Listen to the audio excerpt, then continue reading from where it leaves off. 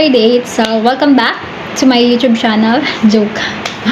Welcome back to our video lesson. So, this is our second video lesson for this subject, English subject.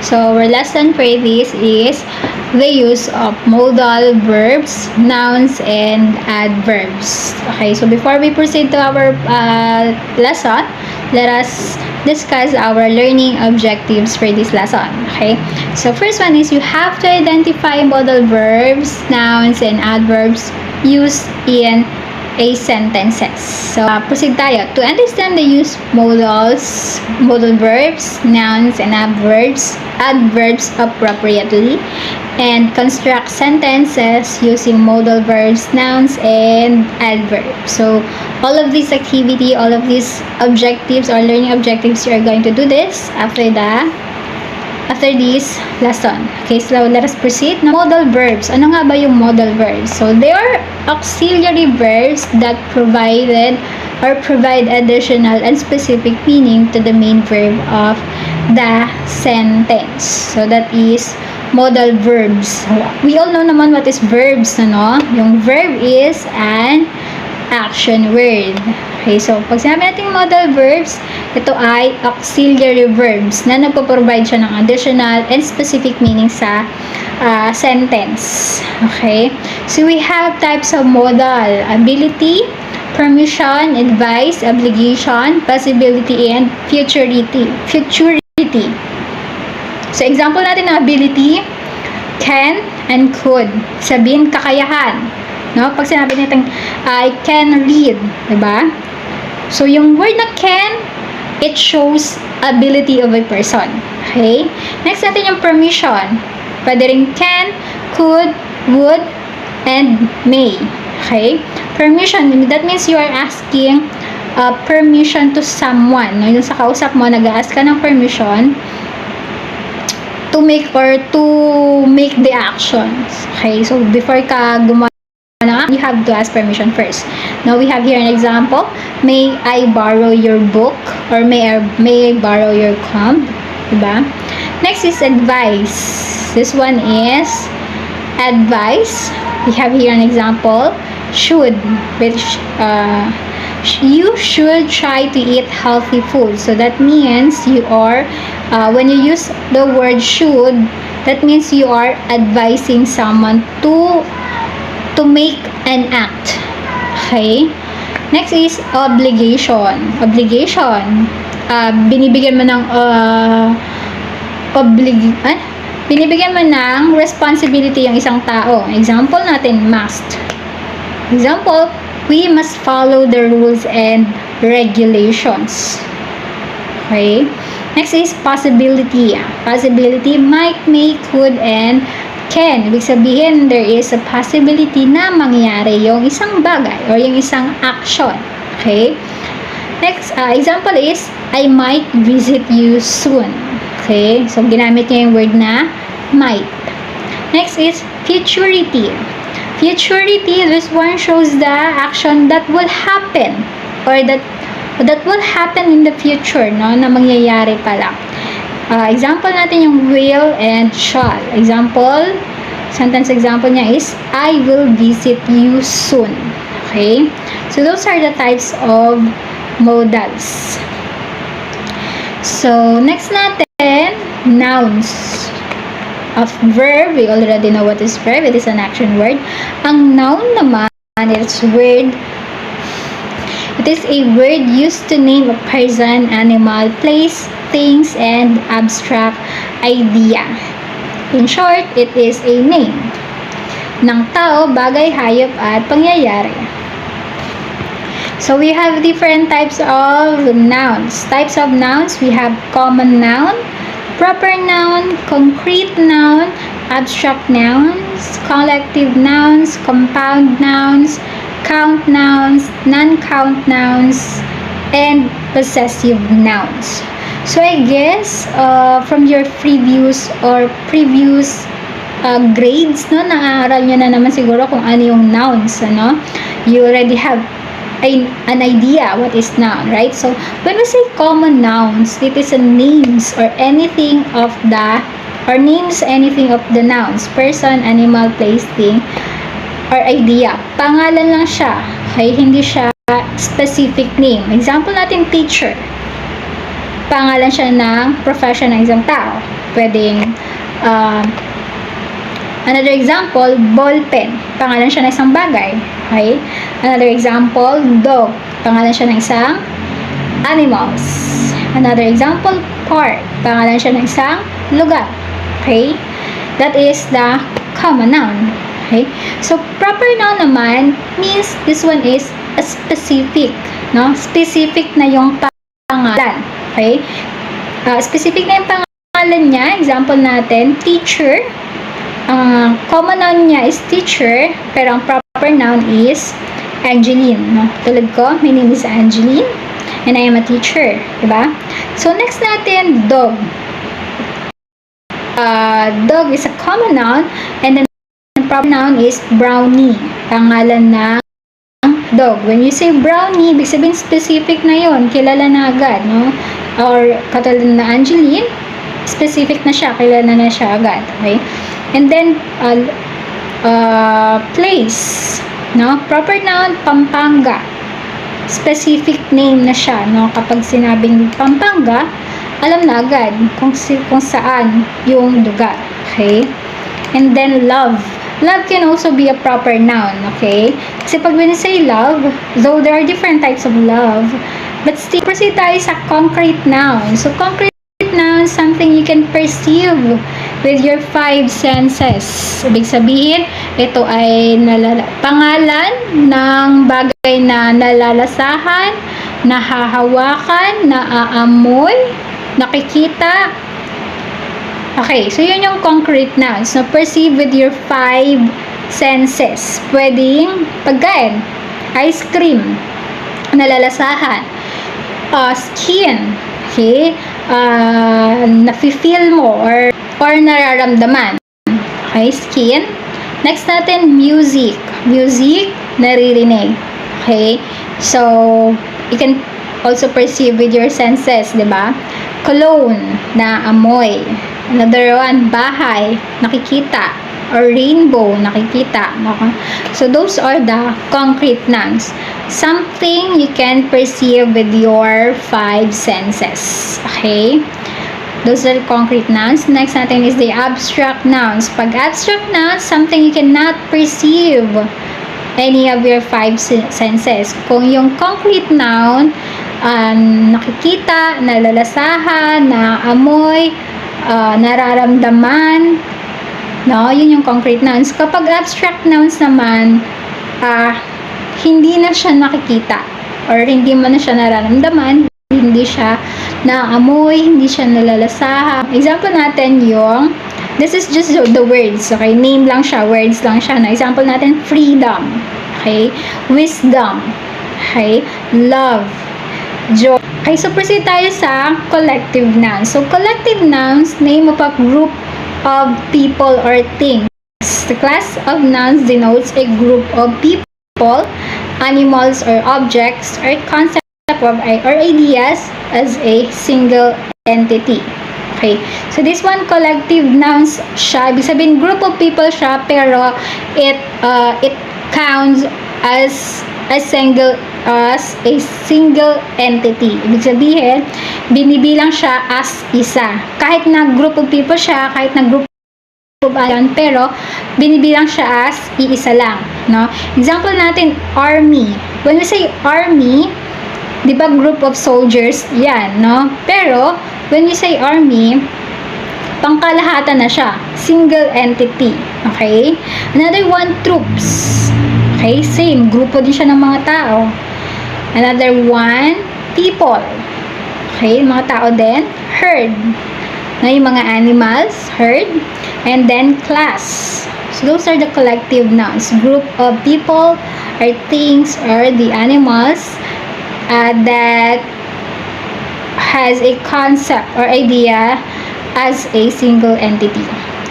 Okay, so proceed tayo. Number 6, compound nouns. So this one na lang to. Ito lang, these are just the words are made up of 2 words or 2 or more words acting as a single unit. So, ibig sabihin, two or more words, two words siya na pinag-combine, pinagsama, and then it acts as a single unit. Example natin, bedroom. Pag pinagsama mo, bedroom, iisa na yon. Alam na kapag sa ating bedroom, iisa na yon. Okay? Another one, haircut. Okay? Iisa yon. Hair and cut, pinagsama, compound nouns. Okay, another one, rainbow. No, yung rain at saka yung bow. Diba? Pinagsama din. Next is rainfall. Pwede ring motorcycle. Okay? Taxi cab. No? So, marami naman tayong compound nouns. Next natin is count nouns. Count nouns, nouns that we can count. So, these are the things or the nouns that we can count. Example natin is cup, ballpen, books, tumbler, diba? Ano pa? So, those are the words that we can count. Okay? Next natin is non-count nouns. Okay, yung kaninang count nouns, nabibilang. Ang non-count nouns naman, hindi nabibilang. Example natin, water, sugar. Of course, try mong bilangin yung sugar.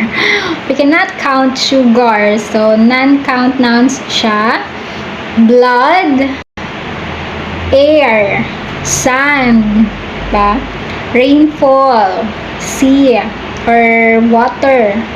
So, those are the words that or the nouns that we cannot count. Belongs to non-count nouns.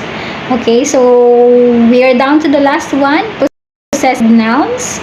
Possessive nouns, nouns that shows ownership or possession.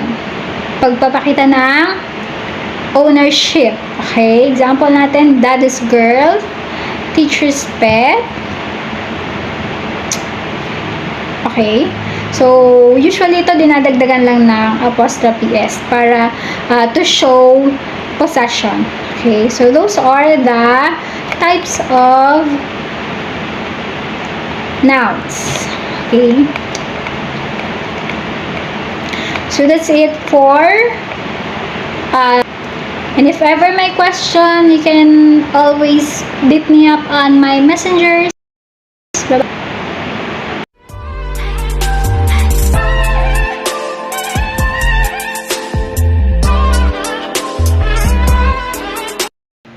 Grade 8, it's me again, Ma'am Angeline, and we are down with our lesson 3. Okay, so in this video, our lesson is about using transitional signals. Okay, so before we proceed to our very topic, of course, let us discuss our learning objectives. So at the end of the lesson, the students should be able to first, you have to identify the transition signals used in the paragraphs. So, later on, malalaman natin kung ano nga ba itong mga transition signals sa isang paragraph.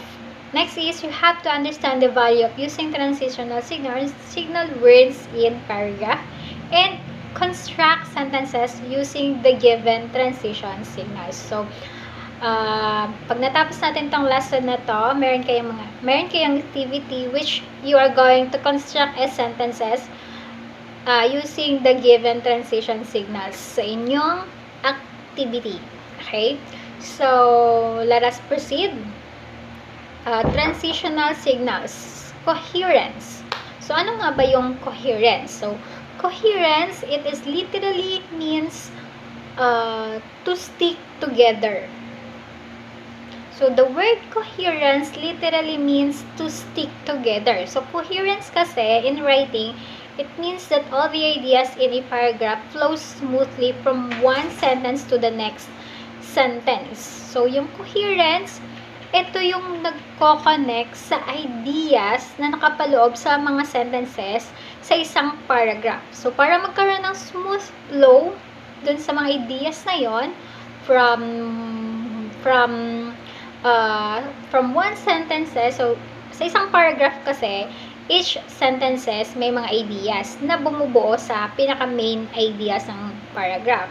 So, yung each ideas na yon na nakapaloob sa sentence, ang coherence ang tumutulong para magkaroon ng smooth flow na kadaloy yung ideas sa isa pang ideas. Okay? Sa isa pang idea. Okay? So, para magkaroon ng smooth flow sa isang paragraph. Diba? So, we have different transition signals. Okay? Ito yung coherence na transition signals. First is additive transition. So, yung additive transitions, it is used to add ideas. Nag-a-add ka lang ng idea. No? Nag-i-introduce ka ng additional ideas. An example or an illustration, a restatement of or explanation. No? Example nito, furthermore, also, moreover, and in addition, as well, equally important, then. So, yun yung mga words or those are the transition signals that we use when we are adding information or when we are adding ideas. Okay, kung nag-add tayo ng ideas from one idea to another idea, ito yung mga ginagamit. No? Ito yung mga transition signals. So, we have here an example. The proposed solution to the problem did not work. Also, was unsuccessful. So, yung ginamit nating transition signals here is the word also. Okay? That means, nag-add siya ng another information doon sa sentence. Okay? So, next natin is comparison or contrast. Comparison and contrast, it points out an alternatives or difference. So, from the word comparison, you are comparing the two ideas or two things, no? Or contrast. Okay? So, comparison, ang ating transition signals sa comparison is as, also, likewise, similarly, in the same way.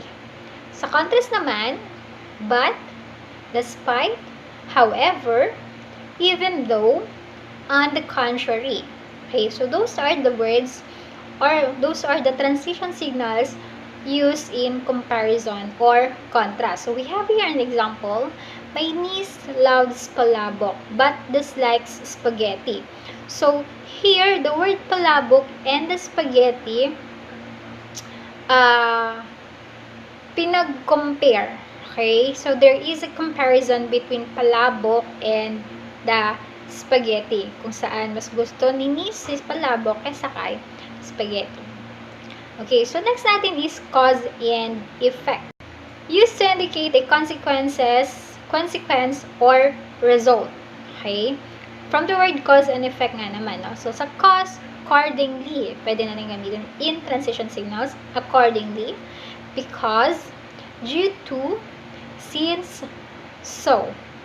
Sa effect naman, consequently, as a result, due to, therefore. Okay, so we have here an example. I forgot to set my alarm clock. As a result, I was late for work. So, the cause and effect. So, cause is, I forgot to set my alarm clock. And I use, and the transition signal here as a result.